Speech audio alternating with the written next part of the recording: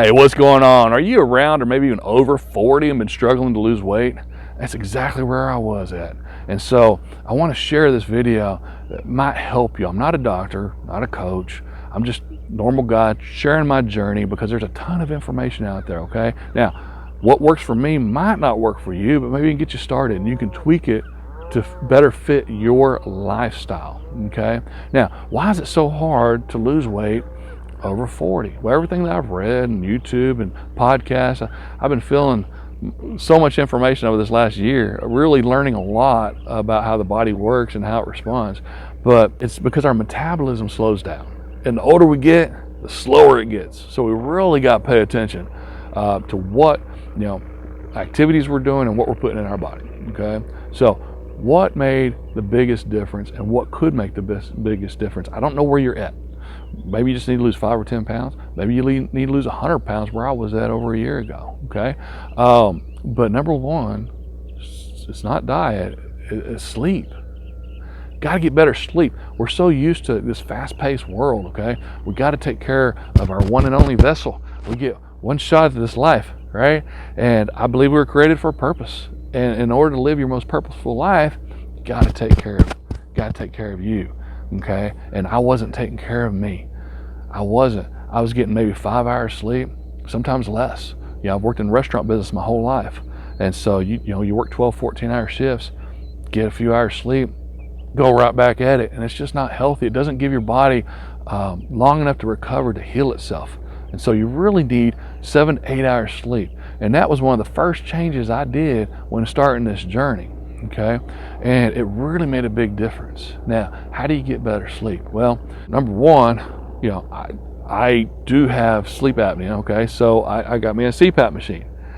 They're not as invasive as what they used to be. You don't look like Darth Vader or anything like that. But I ended up getting me a CPAP machine, and that made a big difference. Okay, number two, make sure the room's darker, make sure it's cooler, make sure it's quieter. And that's really helped as well. So 7 to 8 hours sleep, figure out a way to get there. That's going to help you. If you only need to lose 5 or 10 pounds, you might be able to get there just by making that one change, okay? Number two, not necessarily going to a restrictive diet, but what to stop eating. When I started this journey, when I was, I guess it was 47, 48, when I found out I got up to 340 pounds, I was there for a while, okay? Man, I was stopping at racetrack every morning, getting gas. I was getting 2 Pepsis and 2 donuts. Sugar is very addictive, okay? And get off the sugar, get off the sodas. It's okay to have a dessert every once in a while. Just don't make it, part of your food group with every single meal. It's so easy to do.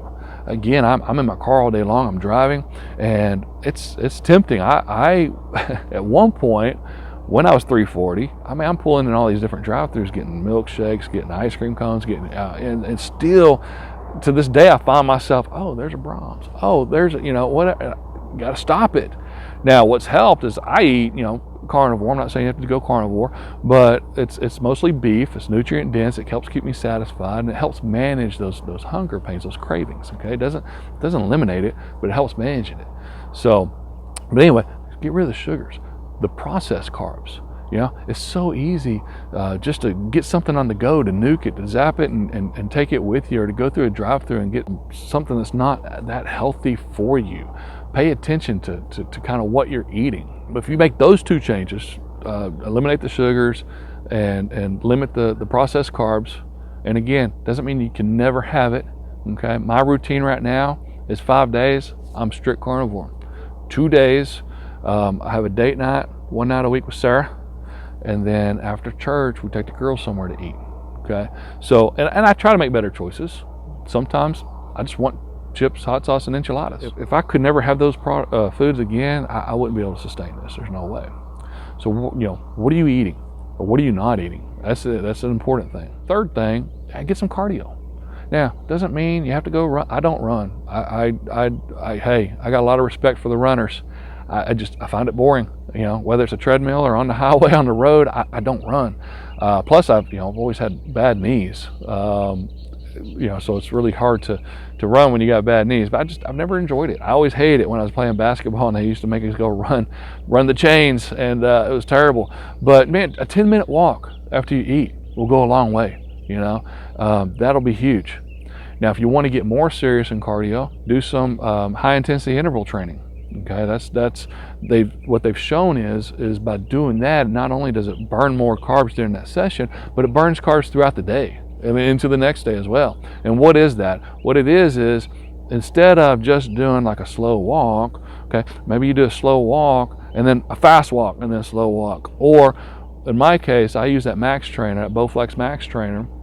And instead of just doing, it's kind of like an elliptical. Instead of just doing the elliptical for 20 minutes and being done with it, I'll do 25 seconds as hard as I can, and then I'll slow it down for a little over a minute, just to recover, and then I'll go another 25 seconds, and then slow down for a minute, and do that for 14 minutes, and it's a nice little workout, and you can feel it throughout the day. It energizes you. Okay, so get you some cardio. Something else you can do is add in some weights. I'm not a big weightlifter, but I do curls a few times a week. Okay, sometimes it's just twice a week.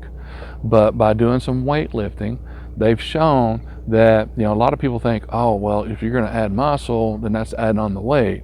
Well, what it does, it burns more calories. Okay, so you work out your muscles and it helps burn more calories. So that's the fourth thing you can do.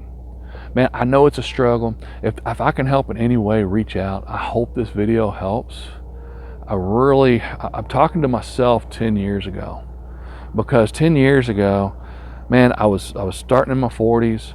I was 220, and then just throughout my 40s, man, I just let myself go, and it's anyway. There's hope.